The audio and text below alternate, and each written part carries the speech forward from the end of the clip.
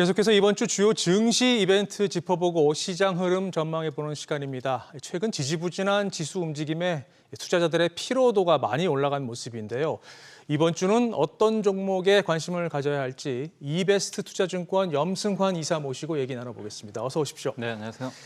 자, 이사님, 이번 주도 인플레이션이 다시 시장을 짓누를 것 같긴 합니다. 시장 흐름 지난주와 비슷하겠죠?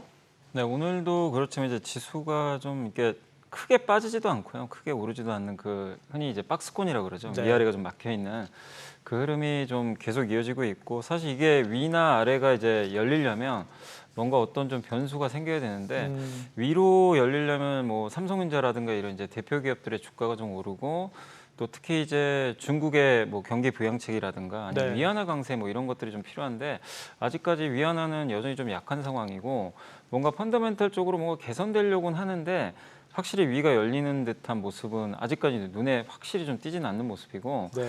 아래로도 이렇게 좀 크게 밀리지 않는 또 이유 중에 하나는 어쨌든 이제 최근에 그 유동성이 좀 풍부한 상태에서 오늘도 보니까 이렇게 개별 기업단의 이렇게 종목 장세는 계속 이어지더라고요. 최근에 뭐 로봇주라든가 네네. 뭐 자율주행차 관련주라든가, 또 오늘은 피부 미용 의료 기기에 관련된 기업들도 상당히 셌는데, 네. 이런 이제 순환매가 계속 된다는 건 어쨌든 유동성이 계속 들어온다는 얘기거든요, 주식시장으로. 그래서 하단은 상대적으로 좀 단단한 그런 모습들이 좀 계속 나오고 있어서 증시가 위아래로 어쨌든 이제 변동성을 보이지 못하고 네. 조금 이제 제한돼 있다라고 보시면 되겠고, 요게 좀 바뀌려면은 뭔가 이슈들이 좀 생겨야 되는데 아직까지는 그런 게 확인이 안 됐기 때문에 뭐 당분간도 계속 이런 흐름들은 좀 며칠 더 이어지지 않을까라고 네. 좀 생각은 하고 있습니다. 어쨌든 앞서도 얘기했지만 국제 유가가 지금 계속해서 인플레이션 우려를 키우고 있잖아요. 네. 유가 흐름은 좀 어떻게 보고 계세요, 이사님?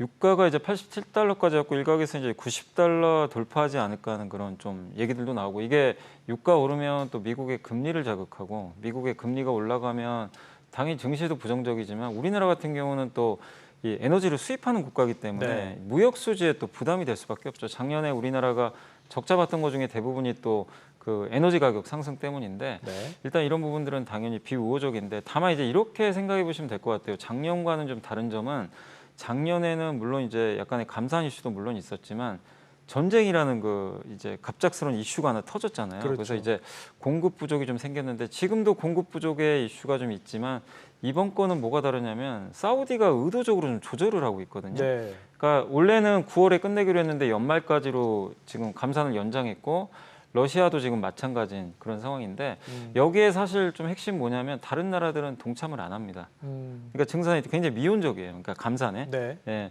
일부 국가들은 또 증산을 하고 있고, 그래서 결국 사우디가 올해 말까지는 하겠지만 이거는 저는 이제 시간이 정해져 있다. 예, 결국 사우디가 감산을 어느 정도 이제 완화하는 시점에서는 다른 나라들이 동참을 지금 안 하고 있기 때문에 결국엔 이벤트가 끝나면 유가는 또 그 자연스럽게 좀 떨어질 가능성이 높고, 지금 네. 유가를 또 올릴 수 있는 요인 중에 하나가 중국의 뭐 경기 기대감이나 이런 것들인데, 사실 지금 수요 측면에서는 명확하게 지금 우리가 알 수가 없잖아요. 뭐 그렇죠. 진짜 좋아지는지. 그래서 네. 지금은 유가로 움직이는 건 어쩔 수 없이 공급밖에 없는데, 그게 이제 기간이 정해져 있기 때문에 지금의 유가 상승을 너무 막 이렇게 막 계속해서 90, 100으로 간다기보다는 네. 좀 90달러까지 갈 수 있다 하더라도 어쨌든 이제 증시나 이런 경제적인 측면에서 아주 뭐 장기적으로 큰 영향을 줄 만한 그런 상승은 아니다. 그래서 저는 한 뭐 빠지면 80, 오르면 90 정도에서 그냥 오르락 내리락 하지 않을까. 그렇군요. 이렇게 좀 전망을 하고 있습니다. 인플레이션 때문에 결국 연준의 긴축 기조가 더 오래 갈 것이라는 전망이 지금 무게를 얻고 있습니다. 따라서 국채 금리 상승세가 지금 계속 유지가 되고 있는데, 그 국채 금리 흐름은 지금 어떻게 보고 계세요? 국채 금리가 지금 이제 2년물, 10년물이 모두 다 지금 오르고 있고, 네. 상당히 좀 부담스럽죠. 이게 2년 전만 해도 미국의 금리가 1%가 안 됐었기 때문에. 그렇죠. 예, 근데 지금 2년물은 5%잖아요, 사실. 네. 그러다 보니까 이제 미국의 또 모기지 금리죠. 이제 주택을 이제 대출할 때 이제 빌릴 수 있는 그런 이제 모기지 금리가 7%.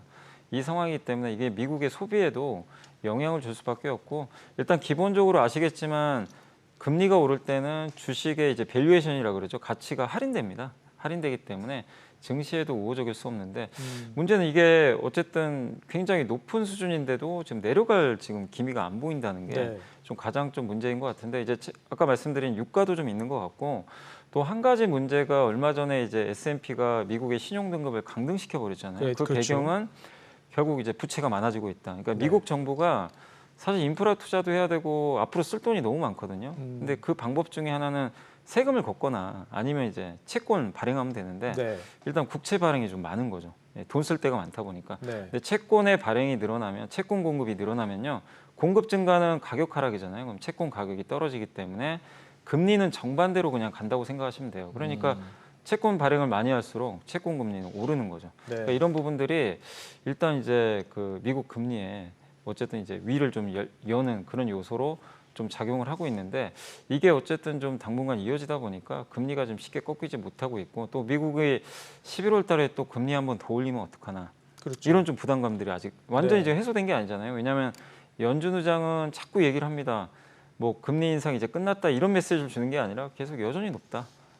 2% 물가 상승률까지 낮추려면 갈 길이 멀다. 네. 자꾸 이제 인상을 예견하는 듯한 발언을 하다 보니까 이 부분도 이제 금리에는 좀 상당한 부담으로 작용을 하고 있습니다. 다만 이제 이렇게 높은 수준에서 우리가 좀 투자자들이 봐야 될 거는 그 다음이잖아요. 이게 더 올라갈까 내려갈까 이걸 네. 봐야 되는데 제 개인적으로는 결국 금리는 저는 더 오르기보다는 안정화될 걸로 좀 보고 있어요. 왜냐하면 결국 이 이슈들은 언젠간 좀 해결될 이슈인 상황에서 미국의 10년물 금리를 결정하는 거는 미국의 경기거든요. 네. 근데 4분기부터는 이제 학자금 대출도 갚아야 됩니다. 10월 1일부터 네. 미국인들 중에 한 4,500만 명이 갚기 시작해야 돼요. 월 평균 한 우리나라 돈으로 30만 원 정도 되는 걸로 네, 알고 네. 있어요. 갚아야 되고 그다음에 미국의 초과 저축이 거의 소진되고 있다고 하더라고요. 네. 미국인들이 코로나 때 받은 돈으로 소비를 많이 했는데 이게 4분기나 내년 초부터 소진되면 결국 이제 쓸 돈이 점점 없어지거든요. 그렇게 되면 미국의 소비는 둔화될 수밖에 없는 거죠. 네. 그러니까 그동안 미국 경기가 지탱했던 건 소비가 되게 좋았기 때문인데 이 어떻게 보면 이제 근본적인 그 원인 중에 하나가 이렇게 꺾일 수밖에 없기 때문에 그러면 미국의 금리가 계속 저는 좀 오르긴 쉽지 않다. 네. 그래서 결국 4분기부터는 또 안정될 수 있기 때문에 지금의 높은 금리가 당장 꺾인다 이거보다도 부담은 되겠지만 이게 계속해서 뭐 고금리가 장기간 이어진다라고 좀 보고 있지는 않습니다. 그렇군요. 자, 이번 주 일정도 좀 볼까요? 가장 주목되는 게 이제 미국의 8월 소비자 물가가 나오는데 7월에는 3.2%까지 둔화가 됐었습니다. 이번에는 어떻게 전망하세요?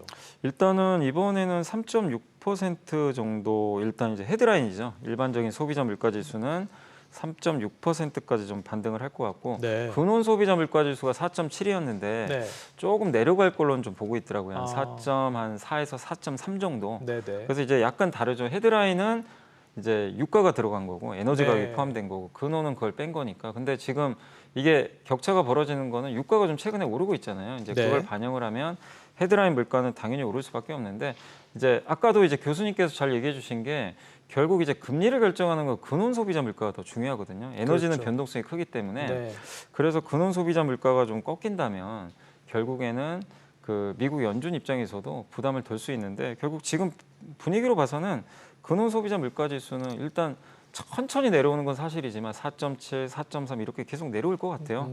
그 근본 배경은 근원 물가의 한 40%를 차지하는 게 주거비거든요. 네. 근데 최근에 주택 지표 꺾이고 주거비도 조금씩은 꺾이고 있거든요. 근데 네. 이게 좀 꺾여서 다시 올라가는 것보다는 추세적으로 조금씩 꺾일 가능성이 높기 때문에 주거비 물가만 계속 둔화되는 게 확인된다라면 너무 그러니까 제가 말씀드리고 싶은 거는 너무 헤드라인 물가에 연연하실 필요는 없고 근원 물가가 실제로 꺾이고 주거비가 꺾이는지 그 데이터를 여러분들이 한번 좀 잘 살펴보시면 좋겠습니다. 네. 그대로만 간다면 증시에는 상당히 우호적으로 저는 좀 그렇군요. 작용하지 않을까 이렇게 네. 보고 있습니다. 근원 물가가 더 중요하다는 말씀까지 네. 해주셨고요. 개별 종목 좀 보죠. 최근 애플의 하락세가 좀 눈에 띕니다. 특히 지난주에 그 중국에서 아이폰 금지령 뉴스가 나오면서 이게 악재로 작용을 했는데요. 일각에서는 뭐 애플 주가가 지금 150달러 선까지 떨어질 거다 이런 전망도 나와요. 현재는 지금 180달러 밑으로 지금 떨어진 상태이긴 한데 어떻게 보고 계십니까? 저는 이제 개인적으로 애플이 지금 주가는 어느 정도 좀 조정은 나왔기 때문에 뭐 추가 급락 가능성은 좀 낮다고 보고 있고요. 네. 그냥 단지 이 이슈 때문에 더 빠지기는 어렵고 물론 뭐 미국 증시가 전체적으로 조정을 받으면 갈 수도 있겠죠. 뭐 악재가 나오거나 그래서 네. 근데 그게 아니라 개별적인 이슈로는 조금 바닥은 나온 것 같습니다. 일단 이제 오늘도 뉴스가 나왔지만 아이폰 판매량이 올해 한 마이너스 5% 정도 감소할 거라는 그런 전망이 나왔는데 네. 일단 이런 것들은 이제 어느 정도 예측이 가능한 거죠. 뭐 네. 이미 올해 뭐 일부 조립 이슈가 좀 있었던 데다가 지금 중국에서 약간 이제 아이폰 쓰지 마라 뭐 이런 얘기들이 나오다 네. 보니까 또 그것도 그건데 화웨이 폰이 새로 나왔는데 시기가 되게 좀 절묘한 거죠. 화웨이 새로운 폰이 나왔는데 아이폰 약간 쓰지 말라는 듯한 이제 규제 이슈가 나왔고 네, 네. 그러면 이제 결국 중국 정부의 우리가 뉘앙스를 보면 화웨이 폰을 좀 약간 그 판매가 좀 늘어날 수 있는 그런 분위기로 읽힐 수가 있거든요. 그러면 네. 화웨이의 프리미엄 폰이 잘 팔리면 아이폰은 좀 타격을 일부 받을 수 있어요. 근데 이제 분명한 건 그런 것들이 지금 반영을 하고 있기 때문에 우리가 네. 모르는 이슈는 아니다. 그래서 이것 때문에 저는 주가가 더 빠진다 이렇게 보지는 않고 다만 이제 투자자분들이 생각하실 건 결국 시장이 원하는 건 뭐냐면은 이 지속적인 상승이거든요. 그러니까 네. 성장이 나와야 되는데 이제 애플 아이폰을 우리가 딱 봤을 때 성장의 아이콘이라고 생각하는 분은 별로 없으실 거예요. 이미 아이폰은 많은 분들이 사용하고 있지만 여기서 뭔가 더 고성장하거나 네. 그럴 단계 이미 지나가 버렸잖아요. 그러니까 잘 팔리는 건 맞지만 유지 정도 하는 거지. 그래서 애플의 주가가 저는 이제 다시 한번 좀 올라가려면은 뭔가 아이폰 말고 새로운 또 성장 동력 그게 나와야 되는 거 아닌가. 근데 이번 주 미국 현지 시간 12일, 그러니까 우리 시간으로는 모레 밤이 될 것 같은데 네. 새로운 아이폰이 지금 나오잖아요. 예. 이게 뭔가 분위기를 바꿀 수 있지 않을까 이런 생각도 좀 드는데요. 근데 아이폰 이제 아시겠지만 이번에 바뀌는 건 사실 이제 화면 이제 베젤이라 그러잖아요. 네. 그 베젤이 굉장히 얇아지고 카메라가 좀 바뀝니다. 뭐 아. 잔망경 같은 게 들어가서 DSLR 카메라처럼 이렇게 줌으로 당기면 굉장히 선명하게 나온다고 하더라고요. 근데 물론 이제 카메라가 변하는 건 맞는데 네. 어쨌든 그게 들어간다고 해서 뭐 혁신이다. 카메라 바뀌었으니까 또 새로운 혁신이다. 이렇게 볼 수 있는 상황은 아닌 것 같아요. 왜냐하면 이런 또 카메라들은 또 다른 기기에도 또 달려 있기 때문에 네. 그래서 제가 봤을 때는 아이폰이고 새로운 거 출시 자체는 뭐 긍정적이지만 당연히 긍정적일 수 있지만 이게 또 아이폰의 판매를 급증시키거나 아이폰의 또 성장 동력, 그러니까 애플의 성장 동력이 되기는 저는 어렵고 그냥 유지 정도 하는 수준이기 때문에 아이폰 말고의 뭔가 그림을 좀 애플이 보여줘야만 네, 네, 네. 저는 시장이 환호하지 않을까. 그래서 아. 당분간은 그냥 좀 정체되지 않을까. 이렇게 좀 애플 예상을. 주가에는 큰 영향은 없을 네, 것이다 없을 이런 걸로 좀 분석이군요. 생각하고 있습니다. 자, 국내 증시도 좀 보죠. 이번 주 좀 계속 답답한 흐름을 이어갈 것으로 예상은 되는데 마찬가지이겠죠? 네, 이번 주도 한 2,500선에서 2,600 사이 여기서 좀 오르락 내리락 하는 그런 흐름을 예상을 네. 하고 있고 일단 미국 국채 금리가 좀 꺾여줘야 되고요. 그러니까 FOMC에서 뭔가 또 다른 뉴스가 나와서 금리가 좀 떨어지면 훨씬 긍정적인데 아직까지는 좀 더 시간이 필요하고 네. 강달러잖아요. 이제 달러가 좀 약해져야 되거든요. 근데 네. 이 부분도 아직까지는 그 완화되는 지금 흐름들이 안 나오고 있는데 위안화가 일단 상승을 해야 됩니다. 위안화 가치가. 네. 근데 중국 정부가 위안화 가치를 좀 방치하는 건지 모르겠는데 요즘에 위안화가 너무 약하거든요. 네. 그러니까 이 부분들이 좀 바뀌어줘야 우리나라 좀 위쪽에 열리지 않을까. 그래도 너무 좀 이렇게 증시에 대해서 부정적으로 볼 필요 없는 게 그런 이유들 때문에 주가가 빠져 있고 네. 그리고 지금 최근에 반도체 수출 좀 개선된다는 얘기도 나오기 시작을 했고 제조업 주문도 좀 개선이 되고 있거든요. 그래서 네. 반도체 뭐 펀더멘털은 좀 좋아지고 있기 때문에 결국엔 저는 이런 것들이 나중에 좀 반영된다라면 네. 주가는 또 한번 우상향할 수 있다. 다만 아직은 그런 모멘텀들이 반영이 안 되고 있어서 이 네. 안에서 등락을 거듭하는 과정 속에서 그냥 개별 종목들이 하루는 뭐 로봇 가고 하루는 뭐 의료기기 가고 이런 좀 순환매 장세가 당분간 좀 일주일 정도 더 펼쳐지지 않을까라고 예상을 하고 있습니다. 지금 방금 반도체 펀더멘털 좋아질 것이다라고 얘기를 하셨는데 사실 삼성전자 주가가 지금 7만 원대에서 더 네. 못 올라가고 있어요. 이게 엔비디아의 뭐 HBM 공급하는 소식도 나왔고 상당히 호재가 많았던 것으로 보이는데 기대만큼만 안 오르고 있습니다. 왜 더 못 가는 건가요? 일단 이제 뉴스는 나왔고 테스트에 통과했다고는 하는데 일단 이제 공급 시기가 아마 4분기 정도로 알려져 있는 것 같더라고요. 네. 그래서 아직까지는 이제 100% 확정된 거냐 이게 뭐 삼성이 공식적으로 또 언급한 건 아니거든요. 그러니까 네. 일단 수주할 때까지는 좀 더 지켜보자는 그런 심리도 있는 것 같고 그리고 또 한 가지 더 중요한 게 삼성의 이제 주력은 어쨌든 이 D램인데 D램에서도 모바일이 중요하거든요. 근데 중국의 지금 모바일 폰 시장이 굉장히 안 좋잖아요. 수요가 계속 증가하지 않을까 싶었는데 아직까지는 우리 기대에 못 미쳤거든요. 이제 그런 것들이 아직은 우려로 남아 있다 보니까 이제 참가자들의 입장에서는 자꾸만 이제 좋을 줄 알았는데 또 아니고 좋을 줄 알았는데 또 아니다 보니까 네. 이번엔 좀 확인하고 하자. 이런 심리도 좀 있는 것 같아요. 그러니까 분명히 지금 보면 화웨이 스마트폰, 아이폰 나오고 이거 D램 탑재량이 올라가서 굉장히 좋은 호재고 최근에 중국의 스마트폰 업체들도 재고를 좀 확충하려는 수요가 있어서 지금 D램 현물가도 조금씩 오르고 있거든요. 네. 펀더멘털은 사실 조금씩 좋아지는 건 맞아요.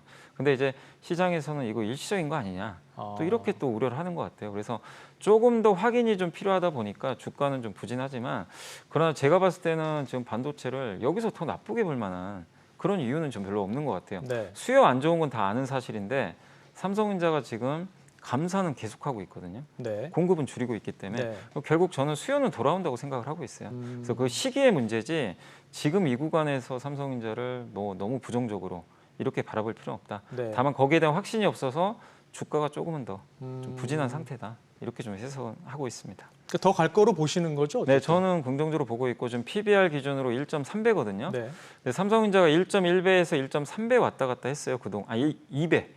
최고치가 2배였거든요. 네. 근데 지금 1.3배면 굉장히 좀 낮은 위치잖아요. 그렇기 때문에 지금 이 구간에서 반도체 업황도 저점이라고 보고 있기 때문에 네. 여기서는 오히려 좀 앞으로 위를 보면서 좀 대응해야 될 때가 아닌가라고 저는 생각하고 있습니다. 반대로 2차 전지 관련 종목은 지금 계속 떨어지고 있어요. 지난주에 이어서 이번 주도 지금 계속 내려가고 있는데 에코프로가 오늘 장중에 100만 원 선이 또 붕괴가 됐습니다. 이거를 매도 타이밍으로 봐야 되는지 좀 궁금하네요. 어떻게 사실 보세요? 제가 뭐 매도냐 매수냐라고 좀 말씀드리기 좀 쉽지는 않지만 일단 지금 상황은 2차 전지가 오를 수 있는 환경은 아니에요. 왜냐하면 일단 악재들이 계속 나오고 있는 게 지금 오늘도 뉴스가 나왔잖아요. 주말에 나왔던 뉴스죠.